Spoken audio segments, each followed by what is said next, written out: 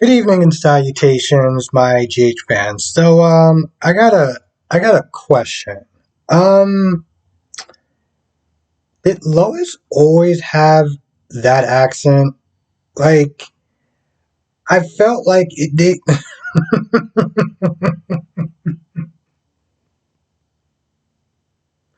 I mean, I know she's from Bensonhurst. I know she has an accent, but is it my imagination, or was they just playing that up like there was no tomorrow? Like, I always sat there, was like, you're joking, right? I couldn't tell if she was legit trying to be Harley Quinn or like what her issue was, but I was just like, oh, okay, well this is something. Anyway, she's back and she finds out what Tracy done as far as the blackmail and everything. Why she lost her job, the real reason why she lost her job, not just because they just decided they didn't like Brooklyn. Um, she meets up with Olivia. They get the screaming and yelling and stuff because they haven't seen each other in like 100 something years. And the thing is, Brooklyn really wants Lois to stay at the mansion.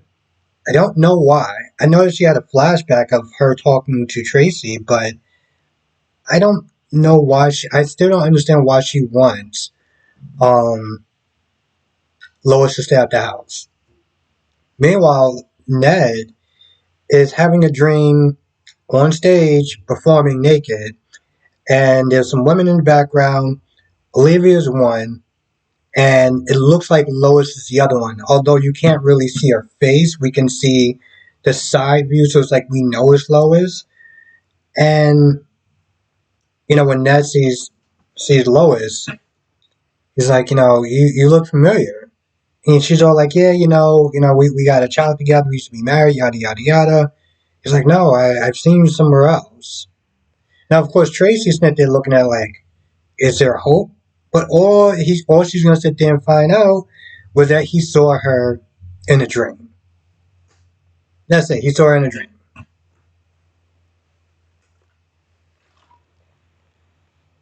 Portia decides to take the job of being co chief of staff. Co chief of staff. I just it sounds so weird to sit there and say co chief of staff. It's like it should really just be one person, but whatever. Anyway, she decides to take it. At first, she was hesitant when she was meant to talking to Stella because she was like, the responsibilities and the long hours, and what about Curtis? And Stella was like, listen, at the end of the day, Curtis is not going to want you to start living your life. So you gotta sit there and do it for yourself at this point. And plus, she's like, there's more money and stuff like that, so it definitely helps out in the long run. Trina was there talking to Curtis about how much of a great time she had, and Hat Daddy came in and like, did that boy treat you okay? I was like, just stop.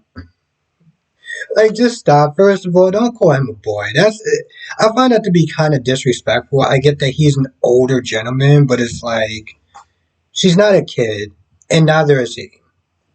There's something about that level of talking down to someone that just annoys me. Even when I deal with people that are a little bit older than me, it's like, oh, a young man, and it's just call him by a name.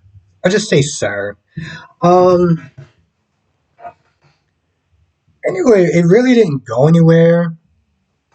Like none of that actually went anywhere. And of course, Marshall was sitting there talking to Curtis like, "Oh, do you approve of this relationship?" I'm like, and if he didn't, so what?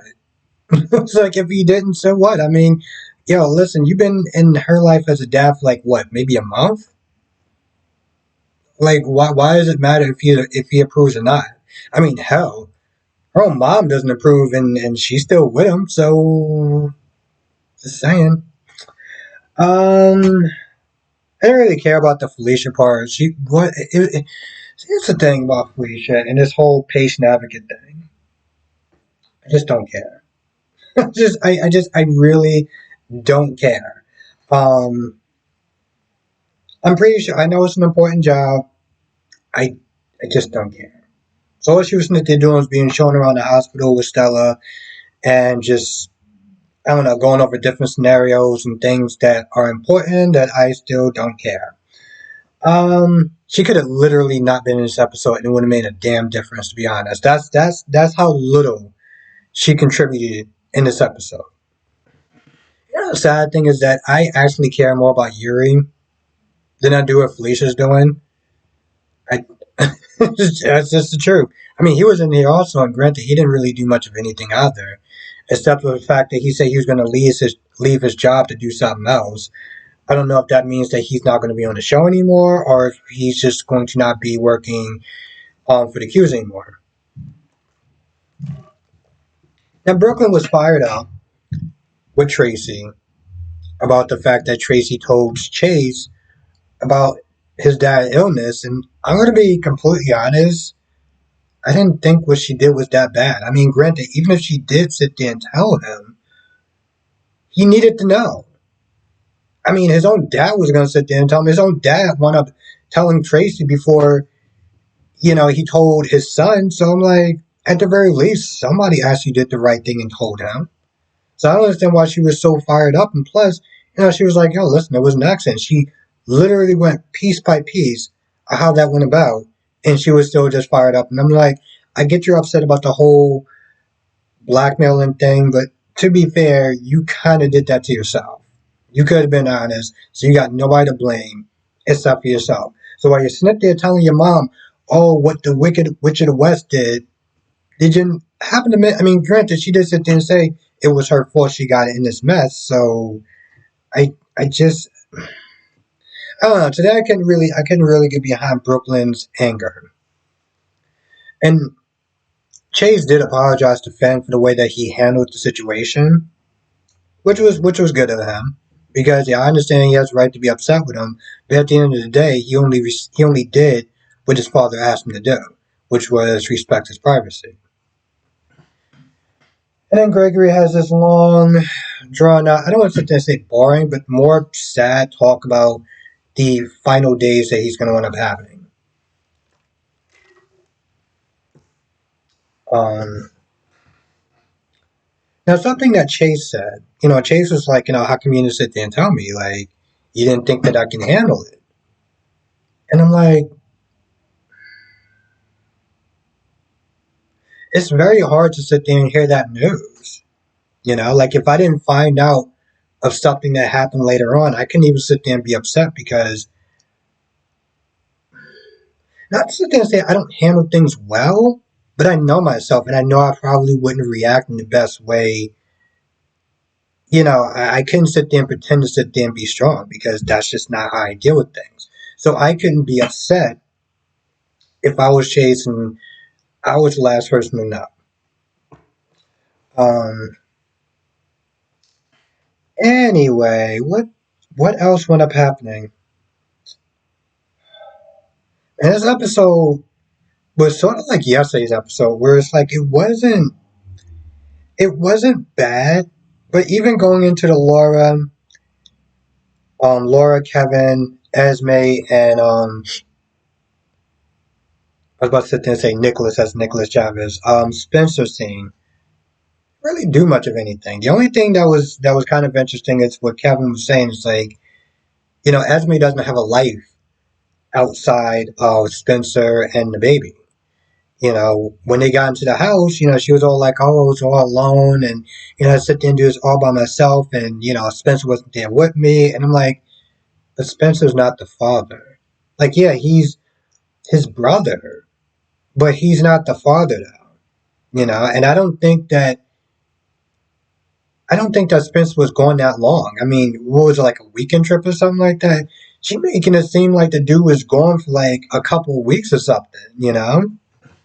I mean, I get it. She's sleep deprived. He's teething, and she missed work and everything like that. She got like 6 hours of sleep, so I get the exhaustion talk, and like maybe I'll chalk it up to exhaustion talk because I'm just like, bro, you acting like you lost your best friend. Like he was gone for 3 days with his girlfriend.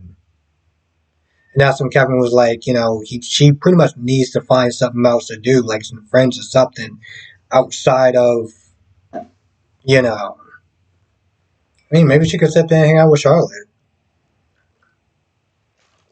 Charlotte's out there doing some bad stuff. Esme was doing some bad stuff back in the day. Maybe they could sit there and, I don't know, hang out and bond or something. I did think for a minute I did think that when Spencer was like, would you, I'm surprised you came back. He was, you was there looking for Nicholas, like, why'd you came back so early, whatever. I thought she was going to sit there and say, I came back for Charlotte because she's going through stuff, but she didn't say it. And then she called Valentine later on, like, yo, what's going on? And I'm surprised she didn't say anything. I guess it would make sense if, depending on how delicate the situation is, she may not want a lot of people to know. So, I guess that makes sense as well. I feel like that's about it. I can't think of anything else that wound up happening. Now, I know that a lot of people didn't see it today because of news interruptions and stuff. And only some people was able to actually watch it. So I was only able to sit there and watch it because, well, I watched it on here. Can't say what it is, but I sit there and say I watched it on here. That's the only reason I was able to sit there and watch it. Um, if you're a Lois fan, you're gonna be thrilled.